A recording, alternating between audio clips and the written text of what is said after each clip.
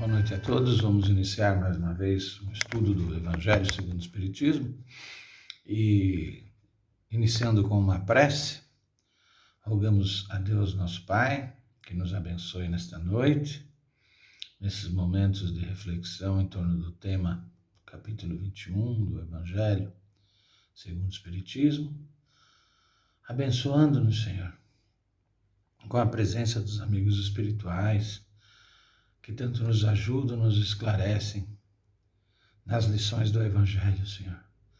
Dá-nos paz e tranquilidade, condições para que possamos conseguir entender, aproveitar e absorver, Senhor, as lições referentes a este tema, Senhor. Ajudando-nos em nossa caminhada, nesse momento de transição planetária, Senhor. Possam essas lições ser o alimento fortificante para o espírito que somos, Senhor, nesta caminhada terrena, Senhor. Que assim seja, meu Pai. Graças a Deus. Vamos tentando driblar aqui as dificuldades aqui da garganta que enfrentamos quase que normalmente, mas agora esse tempo de frio ou friagem, como diz o Caissara, ela se agrava um pouquinho mais, mas vamos indo um pigarrinho a mais. Conhece-se a árvore pelo fruto. A árvore que produz maus frutos não é boa, e a árvore que produz bons frutos não é má. Porquanto cada árvore se conhece pelo seu próprio fruto. Então, estudando a missão dos profetas, estudando os profetas, a questão dos falsos cristos e falsos profetas, Jesus já inicia nos aconselhando a ver que frutos podem produzir ou estão produzindo, o trabalho de uma pessoa, porque nós podemos encarar aqui os profetas aqui, a serem analisados como falsos ou verdadeiros, não só o profeta em si como uma pessoa, mas uma doutrina, uma religião, um movimento filosófico. Desculpem, mas nós temos que caminhar dessa forma. Então, toda a corrente filosófica, a religião, uma doutrina, ou mesmo uma pessoa que seja analisada do ponto de vista profético, ela deve ser analisada em termos de resultados, em termos do que produz, dos seus produtos, dos seus frutos. Esse é o conselho de Jesus, quando o assunto é a análise dos verdadeiros ou falsos profetas. Nós temos o entendimento dos profetas de algumas formas, do que vem a ser profeta, de algumas formas assim variadas.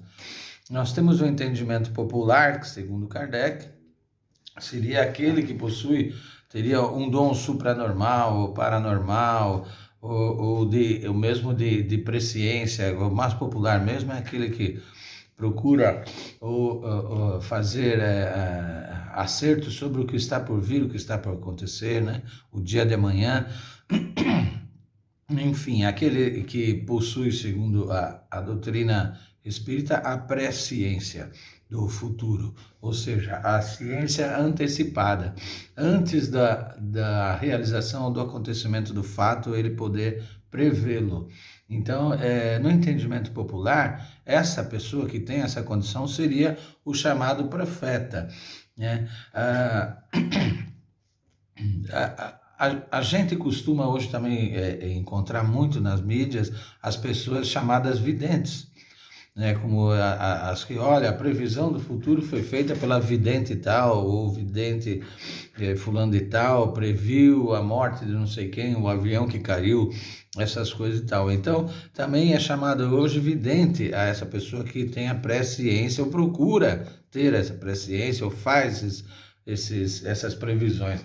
Contudo, essa forma de chamar o profeta de vidente não é novo, nós vamos encontrar lá no Antigo Testamento, no livro de Daniel, quando Saul ainda não era rei, ele tinha perdido a vaca do pai, e com o criado da família saíram procurando, e com medo de voltar sem ter encontrado a vaca, e começaram a conversar o que fariam para descobrir onde estava a nossa vaca. Então existe uma passagem lá, a gente vê lá que um fala para o outro, vamos procurar um vidente. Vamos procurar um vidente para que diga onde está a vaca. E depois, como se estivesse entre parênteses ou entre vírgula, há uma frase explicativa em seguida dizendo: porque antigamente em Israel, indo alguém consultar a Deus, dizia assim: vinde, vamos ao vidente, porque ao profeta de hoje, antigamente se chamava vidente. Esse profeta de hoje já é o hoje do tempo de Saul. Então, ao tempo de Saul, chamava-se profeta já aquele que era tido como, chamava-se antigamente, né, vidente. No caso, o vidente aqui era Samuel, a quem eles foram consultar. Então, vocês vejam que essa coisa de vidente e consultar a Deus, nós sabemos também que essa consulta que o Antigo Testamento se refere constantemente, consultar os deuses, consultar a Deus, seriam estar consultando espíritos, né? Por isso, quando na expressão de Jesus lá, quando ele lembra dos provérbios, dizendo que vós sois deuses, ele quer dizer justamente isso, que vós sois espíritos. Então, consultar os deuses seria consultar os espíritos. Então, é o que ele está dizendo: vinde. Antigamente em Israel, indo alguém consultar a Deus, dizia assim: vinde, vamos ao vidente. Mas, no sentido evangélico, Kardec diz que a gente deve entender de profeta como todo o enviado de Deus com a missão de instruir os homens e de lhes revelar as coisas ocultas, aquilo que ainda para ele é um mistério, ou seja, as coisas da vida espiritual, do plano espiritual. Então, quando esses ensinamentos nos são revelados, eles os são por parte destes enviados que encarnam na Terra para servir de instrumentos para o plano espiritual agir em torno destas revelações. Nós temos os conhecimentos todos que a humanidade recebeu até hoje, vieram por duas formas. O conhecimento científico, através de estudo, o conhecimento empírico, através das experiências, obtido através dos fatos da experiência, ou o conhecimento revelado, o que nós da doutrina espírita sabemos que são revelações através da mediunidade. Então, desculpe mais uma vez, então, o conhecimento revelado é feito por aquele a quem deve ser entendido como profeta no sentido evangélico, segundo o Kardec. Né? São os enviados pelo plano espiritual, encarnam na Terra, né? Com o dom da mediunidade, então, para participar como instrumento destas revelações. Nós sabemos que desta categoria, o maior de todos os profetas, para nós sabemos, foi o Espírito de Jesus, que encarnou na Terra, o Espírito crístico, um Espírito que já era um Espírito puro desde antes da formação do planeta Terra. Ele construiu toda a sua evolução espiritual em sistemas planetários, solares, que já provavelmente nem existam mais, né? Porque tudo nós chamamos de começo, meio e o fim. O nosso Sol assim será, nosso sistema solar assim será. E, e então o maior de todos os profetas foi esse espírito crístico, que foi o maior espírito que o nosso planeta Terra já agasalhou aqui na carne. Nós estudamos aqui neste capítulo que devemos estar atentos para não confundir o verdadeiro profeta e levar a consideração a estes tidos como profetas apenas pelos chamados fenômenos espirituais que são capazes de produzir. Tá? Esse o capítulo traz várias passagens, inclusive uma dizendo: tende cuidado para que alguém não vos seduza, porque muitos virão em meu nome dizendo, eu sou o Cristo, e seduzirão a muitos, e levantar-se-ão muitos falsos profetas que seduzirão a muitas pessoas, né? E porque abundará a iniquidade, a caridade de muitos esfriará. Muitos falsos profetas se levantarão que farão grandes prodígios, no sentido hoje da produção de fenômenos espirituais incompreensíveis ainda hoje para muitas pessoas, que por ignorarem como se dão esses fenômenos, né? Porque nós sabemos que os fenômenos espirituais são explicados pela doutrina espírita, não só os fenômenos, mas a natureza do mundo espiritual, como vem a ser o mundo dos espíritos, a relação dos espíritos encarnados com os espíritos encarnados. Então, na medida que nós somos ignorantes desses conhecimentos, nós acabamos por facilmente tomar por pessoas, considerar erroneamente pessoas só pelo fato de elas produzirem alguns fenômenos, sem saber que o verdadeiro profeta a ser considerado, a ter a nossa consideração, se dá pela questão moral e pelos frutos que são capazes de produzir, ou seja, os bons frutos que são capazes de produzir. Então, os fenômenos espirituais chamados prodígios, também chamados milagres, são acontecimentos que são obedientes às leis naturais, que são as leis de Deus. O livro dos Espíritos tem a pergunta: o que é a lei natural? A resposta é: a lei natural é a lei de Deus.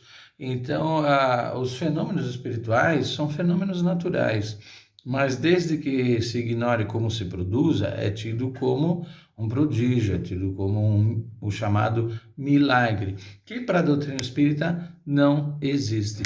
O milagre para a doutrina espírita é a ignorância do homem a respeito das leis naturais que estão governando e presidindo o acontecimento daquele fenômeno. Porque depois que sabe-se como ele se produz, perde-se o caráter milagroso, o caráter fenomênico, milagroso do acontecimento. Então, para nos libertarmos disso é preciso o conhecimento. O próprio Jesus alerta: conhecereis a verdade e a verdade vos libertará. Vos libertará porque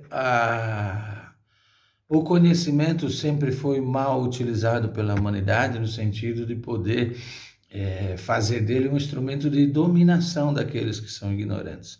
Então, pelo medo se impunha, se subjugava as pessoas e procurava exercer o domínio pela ignorância das pessoas. E na questão da mediunidade, a gente vê muito pessoas com alguns dons mediúnicos até hoje, explorando a ignorância das pessoas, trabalhando para engrossar a fila, vamos dizer assim, dos bajuladores que os cercam, porque são pessoas que, apesar dos dons mediúnicos que possuem, ainda não se livraram de muitas das suas vaidades pessoais e gostam de ser adoradas, gostam de ser bajuladas, gostam de ser tidas em alta conta com virtudes que ainda não possuem. E, e isso é muito comum entre aqueles que exercem trabalho no campo da mediunidade. É uma coisa que a gente deve estar muito atento, principalmente aqueles que têm a mediunidade mais aflorada, mais intensa, mais ostensiva, porque assumem tarefas e compromissos que são verdadeiros desafios para a sua vaidade. É muito comum a gente ver no centro pessoas que idolatram o médium, se estabelece até uma espécie de médium-latria dentro da casa espírita, porque aonde o médium vai tem um monte de gente querendo falar com ele, esperando a reunião terminar. É muito comum a gente ver isso nas casas. Preciso falar com você, olha, depois que terminar a reunião ainda tem que falar como que foi aquilo, e cada coisa que acontece na vida da pessoa ela tem que participar, aquele médium, para ouvir o que o médium vai falar. Quer dizer, é um conselheiro do qual ele passa a ficar um dependente, né? Então é preciso saber que aquilo não está ligado a nenhum dote moral, né? Que aquilo não está ligado a nenhuma superioridade virtuosa daquele que possui esses dons mediúnicos, porque mediunidade no planeta Terra é um trabalho de prova, é um trabalho de resgate, poderíamos dizer que é um indício de dívidas antigas, que a mediunidade ele foi apresentada como forma de quitação mais rápida, porque enquanto todos vão ao campo para trabalhar com 2, 3, 4 ferramentas, o médium vai com 5, 6, 7. Então, deste será cobrado maiores resultados, maiores frutos, na verdade.